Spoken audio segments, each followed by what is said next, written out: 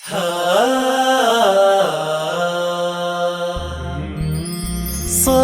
صوم صوم بشهر رمضان صوم صوم صوم صوم صوم صوم. بسم الله الرحمن الرحيم. الحمد لله رب العالمين، وأصلي وأسلم على المبعوث رحمة للعالمين محمد بن عبد الله وعلى آله وصحبه أجمعين. السلام عليكم ورحمة الله وبركاته. walaalyaal waa barnaamijkeenii duruus ramadaaniya, waa xalaqadeenii 11aad. xalaqadatan waxaan ku eegi doonaa fadliga ay sadaqada leedahay, si gaara bisha barakeysan ee ramadaanka inuu ku jirno. sadaqada iyo muxuu ah sida nabigeenu uga hadlay calayhi salaatu wasalaam qiimaheeda ayaan dul istaagi doonaa hadduu ilaahay yiraahdo. walaalyaal, nabi maxamed calayhi salaatu wasalaam wuxuu ahaa mid deeqsi oo aad wax u bixiyay u ahaan jiray nabigeena calayhi salaatu wasalaam. si gaara markii bishan soo gaaro ramadaanka, si aad ayuu wax u bixin jiray nabiga calayhi salaatu wasalaam. marka waxaa muhiim horta inuu nabiga ku dayno calayhi salaatu wasalaam oo muxuu ahaa noqon dad wax bixiya ee ummadda wax tara inaynu noqon aad ay muhiim u tahay. sidoo kale in wax la sadaqaysto xilli waliba ay habboon tahay. hase yeeshee waxaa xilli wax la sadaqaysto waxaa ugu fadli badan ama sadaqa ugu fadli badan sadaqada ramadaan. sadaqada ramadaanka ugu fadli badan oo nabigu yiri calayhi salaatu wasalaam afdalu sadaqa sadaqatun fi ramadaan aw kama qaala sallallahu alayhi wasallam. sadaqa waxa ugu fadli badan sadaqada ramadaanka. marka waad ogtiin walaalayaal dalkeena dhibaatooyinka uu ku jiro iyo mixantii mashaakilka inuu ku jirno iyo waad ogtiin walaalayaal xilligan oo kale marka dadka saa'imiinta aan awoodi karin waxay ku afraan iyo waxay cunaan aan awoodi karin in muxuu ahaa wax la taro wax lagu sadaqaysto oo laga gudbiyo ramadaanka waa wax runtii aad iyo aad muhiim u ah qofka muslimkaan oo wax badan aakhiradiisa wax u tari doonto walaalayaal. marka sadaqada waa muhiim walaalayaal. waxa kale oo muhiim sadaqada waxay leedahay shuruudo. waxaan sheegi doonaa dhowr shardi oo muhiim ah qofka wax sadaqaysanaya inuu ogaado aad ay muhiim u tahay shuruudda ayada ah. qodobka koowaad ah qofku wax uu sadaqaysanayo waa inay ahaadaan wax oo xalaal inay ahaadaan. aysan noqon wax uu soo boobay iyo ama wax muxuu ahaa waxyaabahaas uu ku keeno xaraam inuu sadaqaystaa wax uu ka faa'iideeyo malaha.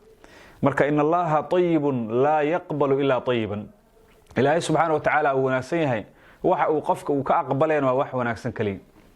waxaa muhiim marka waxa la sadaqaysanayiin wax xalaal oo kasab xalaal oo dhiidka aad ku keensatay inuu yahay waa muhiim. qodobka labaad ah in muxuu ahaa qofka inuu wax yani sadaqadiisa uu ku bixiyo arrimaha khayrka ah oo khayriga ah wanaaga ah inuu ku bixiyo maalkiisa. ayuusan maxay waxyaabaha kale iyo muxuu ahaa foolxumo iyo muxuu ahaa wax ilaahay keenaya caas in lagu caasiyo inuusan muxuu ahaa u yiraahdo wax baan sadaqaysanaya lagana yaabo wax ilaahay lagu caasi inay yihiin taa ayadana ma banaano walaalayaal, wax fiican ma ah. qodobka saddexaad ah walaalayaal qofka inuu u sadaqaysanayo waa inuu ilaahay dartii wax u sadaqaysto walaalayaal. sideeda waxaan ilaahay dartii loola jeedin wax laga faa'iiday habeeraatay ma walaalayaal. bal aseesh qofku wuxuu soo galayaa hadduu wax u bixiyo hal lagu arko iyo dadka ku sheegay hadduu wax u bixiyo wuxuu ku dhacayaa shirkul asghar ayuu ku dhacayaa. oo nabiga markuu gaalnimada uu ka hadlayay shirkiga wuxuu u qaybiyay laba qaybood, shirkul akbar iyo shirkul asghar ayuu u qaybiyay nabiga calayhi salaatu wasalaam. shirkul asghar nabiga wuxuu ku tilmaamay marka in dadka la istutuso oo muxuu ahaa istutuska ayuu ku tilmaamay nabiga. markaad wax sadaqaysanayso dadka ku arkeen waxa u bixinin ilaahay dartii wax u bixi subxaanahu wa tacaala. qodobka ugu dambeeya qodobka afraad wuxuu noqonayaa walaalayaal sadaqadaada dadka ha ku dhibin. dad waxaa jira wax way sadaqaysanayaan hase yeeshee sadaqado dadkay ku dhibayaan. wuxuu leeyahay hebel maalin isagoo saas ah oo dhib ku jira ayaan muxuu ahaa dhibaatadii ka saaray wax baan ku sadaqaystay. dadku kaga sheekeynaya marka dadka Soomaalida qaar waxay yiraahdaan intuu sheego wuxuu leeyahay ma sheeganine sheekan ku keena waraasaas isticmaalaan. wuuba sheega Soomaaliya hadduu inta ruux uu kaga sheekeynayo uu leeyahay ma sheeganin waxa u dhiman taayadana moolaal wax fiican ma qofka inaad tiraahdo anaa gacan qabtay anaa sidaa u soo sameeyay waxaasan ku soo sameeyay in la raamo wax oo qofkii lagu dhibo taayada wax wanaagsan ma walaalayaal. iyo muxuu ama in lagu gala sheegto la raado waxaasan ku siiyay arintaasan ku soo qabtay. dad badan waxaa jira runtii muxsiniin oo wanaagsan sadaqada baxsanay laakiin ay sadaqadoodii ajirka ay ka heli lahaayeen ay ka baabiinayso inuu ku galad sheegto inuu yiraahdo waxaasana muxuu ahaa ku siiyay saasan ku sameeyay.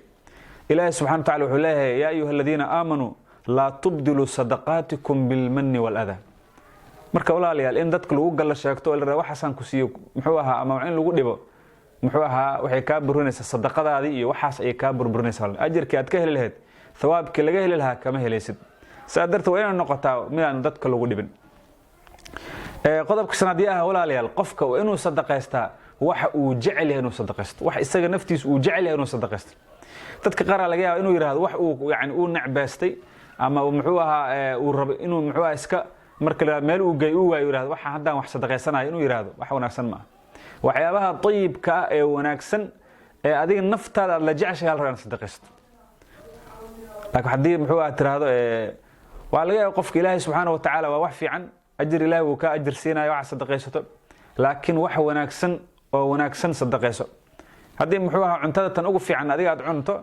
wixii kale oo muxuu ahaa aan loo baahnayn leeyahay dadka hal iska iskaga sadaqaysto waxa ka wanaagsan waxa wanaagsan ee adiga naftaada aad la jeceshahay diibka ah waxa sadaqayso Ilaahay subhanahu wa ta'ala wuxuu leeyahay way tu'imuna ta'ama ala hubbihi miskinan wa yatiman wa asira yani qofku wuxuu jecel yahay inuu sadaqaysto sidoo kale marka wax sadaqaysanayso sadaqada aad ama Ilaahay darto wax u baxsanayso ha noqonin mid ka rajeey dadka inay mahad celin in lagu mahad celiyo ama in muxuu lagu abaal gudo arinta ayada ka rajeyn Ilaahay subhanahu wa ta'ala wuxuu leeyahay inma nut'imukum liwajhi Allah la nuriidu minkum jazaa'an wala shukura marka waxa wax loo quudanaya ama wax dadka loo siinay inay noqoto li ajli Allah tabaaraka wa ta'ala inay noqon abaal gud inaan ka rajeynin mahad celin inaan ka rajeynin ay ka noqoto Ilaahay dartii subhanahu wa ta'ala ugu dambeynta waxaan ku soo gabagabeynayaa sadaqada waxay ka mid tahay waxyaabaha dadka bukaanka lagu dabiibo